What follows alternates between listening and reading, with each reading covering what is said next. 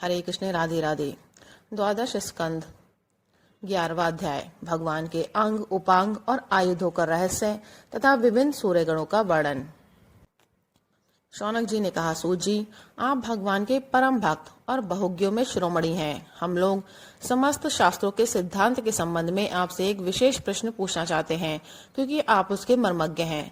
हम लोग क्रिया योग का यथावत ज्ञान प्राप्त करना चाहते हैं, क्योंकि उसका कुशलता पूर्वक ठीक ठीक आचरण करने से मरण धर्मा पुरुष अमरत्व प्राप्त कर लेता है। अतः आप हमें यह बतलाइए कि 5 रात्रादि तंत्रों की विधि जानने वाले लोग केवल श्री लक्ष्मीपति भगवान की आराधना करते समय किन किन तत्वों से उनके चरण आदि अंग, गरुणादि उपांग, सुदर्शन आदि आयुध और कौस्तुभ आदि आभूषणों की कल्पना करते हैं। भगवान आपका कल्याण करे। सूत जी ने कहा, शौनक जी, ब्रह्मादि आचार्यों ने, वेदों ने और 5 रात्रादि तंत्र ग्रंथों ने विष्णु भगवान की जिन विभूतियों का वर्णन किया है, मैं श्री गुरुदेव के चरणों में नमस्कार करके आप लोगों को वही सुनाता हूँ।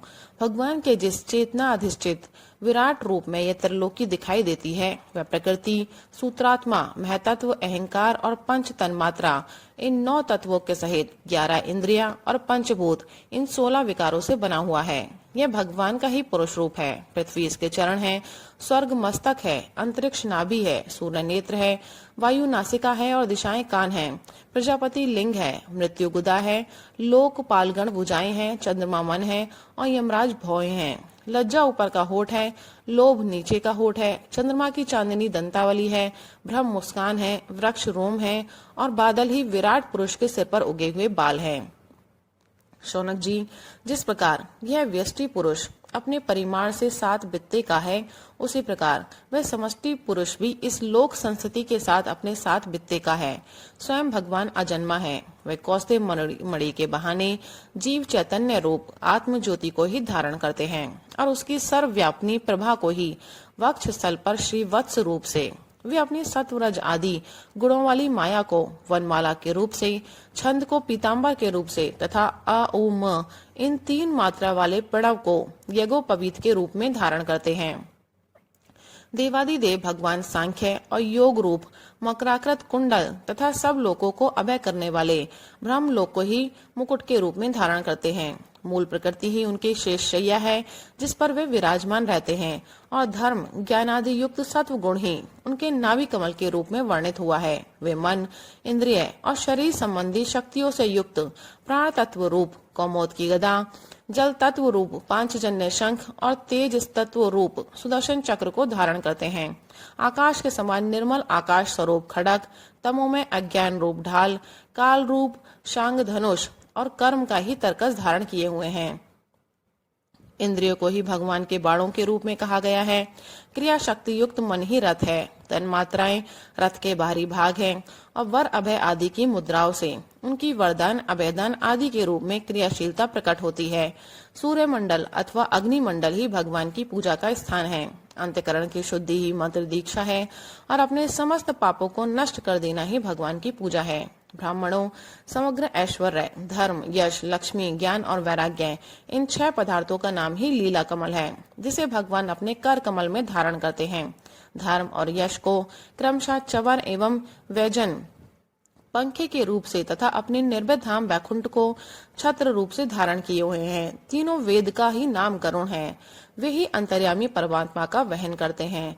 आत्मस्वरूप भगवान की उनसे कभी न बिछड़ने वाली आत्म शक्ति का ही नाम लक्ष्मी है।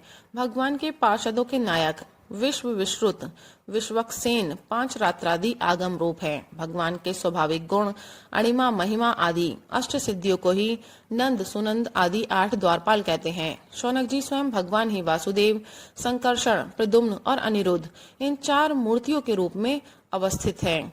इसलिए उन्हीं को चतुर्व्यूह के रूप में कहा जाता है। वे ही जागृत अवस्था के अभिमानी विश्व बनकर शब्द, स्पर्श आदि बाह्य विषयों को ग्रहण करते, और वे ही स्वप्नावस्था के अभिमानी तेजस बनकर बाह्य विषयों के बिना ही मन अनेक विषयों को देखते और ग्रहण करते हैं।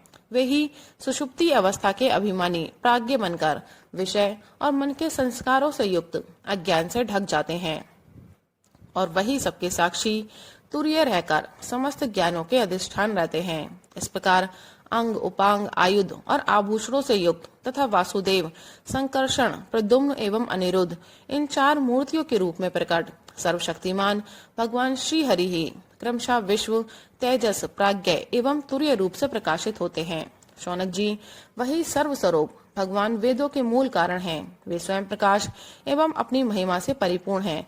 वे अपनी माया से ब्रह्मा आदि रूपों एवं नामों से इस विश्व की सृष्टि, स्थिति और संहार संपन्न करते हैं। इन सब कर्मों और नामों से उनका ज्ञान कभी आवृत नहीं होता। यद्यपि शास्त्रों में भिन्न के समान उनका वर्णन हुआ है अवश्य, परंतु वे अपने भक्तों को आत्म स्वरूप से ही प्राप्त होते हैं। सच्चिदानंद स्वरूप श्री कृष्ण आप अर्जुन के सखा हैं।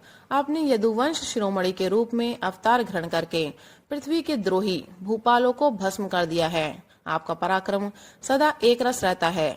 व्रज की गोप बालाएं और आपके नारद आदि प्रेमी निरंतर आपके पवित्र यश का गान करते रहते हैं। गोविंद, आपके नाम, गुण और लीला आदि का श्रवण करने से ही जीव का मंगल हो जाता है। हम सब आपके सेवक हैं। आप कृपा करके हमारी रक्षा कीजिए। पुरुषोत्तम भगवान के चिन्ह भूत अंग उपांग और आयुध आदि के इस वर्णन का जो मनुष्य भगवान में ही चित्त लगाकर पवित्र होकर प्रातःकाल पाठ करेगा, उसे सबके हृदय में रहने वाले ब्रह्म स्वरूप परमात्मा का ज्ञान हो जाएगा। शौनक जी ने कहा, सूत जी, भगवान श्री शुकदेव जी ने श्रीमद् भागवत कथा सुनाते समय राजर्षि परीक्षित से पंचम स्कंद में कहा था कि ऋषि, गंधर्व, नाग, अप्सरा, यक्ष, राक्षस और देवताओं का एक सौर गण होता है और ये सातों प्रत्येक महीने में बदलते रहते हैं। ये 12 गण अपने स्वामी 12 आदित्यों के साथ रहकर क्या काम करते हैं और उनके अंतर्गत व्यक्तियों के नाम क्या है? सूर्य के रूप में भी स्वयं भगवान ही है। इसलिए उनके विवाह को हम बड़ी श्रद्धा के साथ सुनना चाहते हैं। आप कृपा करके कहिए। सूत जी ने कहा, समस्त प्राणियों के आत्मा भगवान विष्णु ही है। अनादि अविद्या से अर्थात उनके वास्तविक स्वरूप के अज्ञान से ही समस्त लोकों के व्यवहार प्रवर्तक प्राकृत सूर्य मंडल का निर्माण हुआ है। वही लोकों में भ्रमण किया करता है। असल में समस्त लोकों के आत्मा एवं आदिकर्ता एकमात्र श्री हरि ही अंतर्यामी रूप से सूर्य बने हुए हैं। वे यद्यपि एक ही हैं, तथापि ऋषियों ने उनका बहुत रूपों में वर्णन किया है। वे ही समस्त वैदिक क्रियाओं के मूल हैं।